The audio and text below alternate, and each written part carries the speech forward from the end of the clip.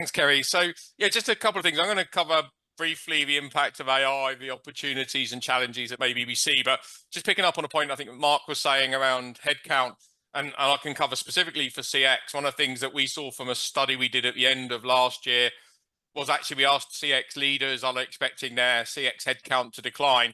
And actually they said no, and actually more than 80% were expecting it to either stay flat or moderately increase. So definitely a focus in terms of investing in customer experience as an example of where AI is not necessarily taking all of the jobs away.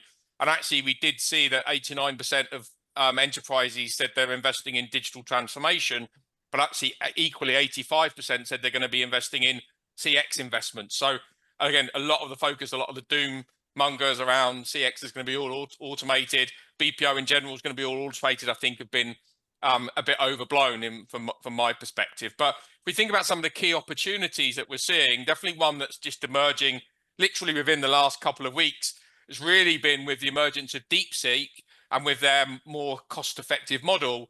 We're actually seeing having a lot of conversations around this topic of AI infusion. So really moving AI closer to where the data is generated rather than requiring large-scale data transfers to centralized lakes for the AI processing, because this really breaks down the barriers of cost and complexity, which has really been hamstringing a lot of AI deployments, which is obviously the cost of doing it and the complexity of doing it. As you think about the benefits that a model like DeepSeek could bring, then actually taking that data closer is actually going to be really beneficial. And we see that being really attractive, where you've got use cases where real-time insights and localized processing is critical. So one example for that is fraud detection.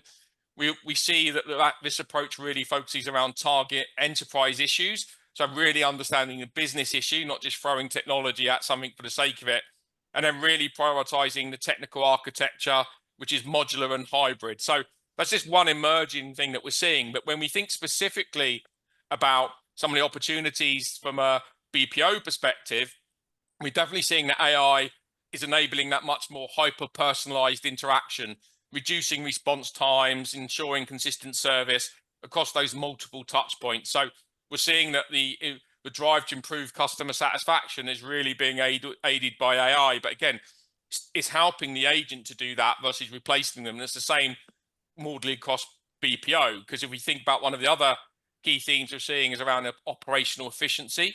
So automating repetitive tasks and optimizing workflows, streamlining operations, reducing labor costs, and then allowing the business to focus on those human resources, on the high value interactions. So again, delivering much better service, whether it's from a back office function, a front office function, even an ITO function, but really using the AI to deliver those high value, or allow the human, to deliver the high value services and the more transactional services being delivered by the technology.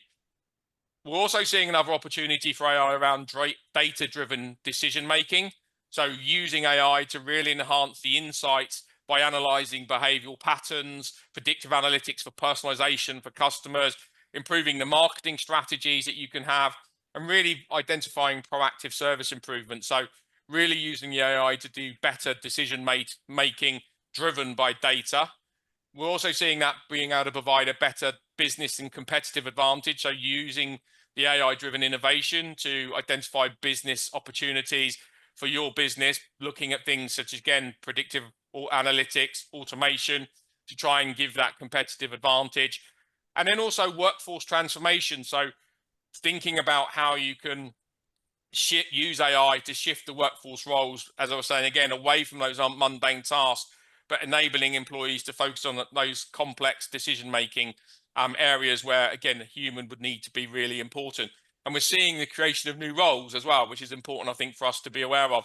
So AI trainers, ethics specialists, AI interaction designers, all roles that didn't exist a few years ago that we're going to need to be thinking about in terms of thinking about AI as it's going to impact the BPO world. If we think about some of the challenges that we face, just very briefly, data integration and fragmentation. We know that there's a lot of siloed data systems out there. So we really need to be thinking about how we can manage and govern the data. We also need to think about our workforce readiness and skills gaps. So where are those skills that we're missing from an AI perspective? So have we got the right trained professionals? one of the other things that we talk a lot about, and we're doing a lot of work with enterprise clients on at Everest Group at the moment, is thinking about where is the talent, what talent will you need in 3 to 5 years time, but then also where is that talent going to be available? It's not just about having lots of people, but are they going to have the right skills, and working with industry bodies to make sure the skills are there, but thinking about it from a location strategy perspective. You also got to think about the ethical and compliance concerns. We know that is one of the things that has slowed down a lot of deployments, people being concerned about privacy, regulatory compliance. Obviously, the regulatory compliance is different depending on where you are in the world. And then the last couple really would be around balance and automation with human interactions.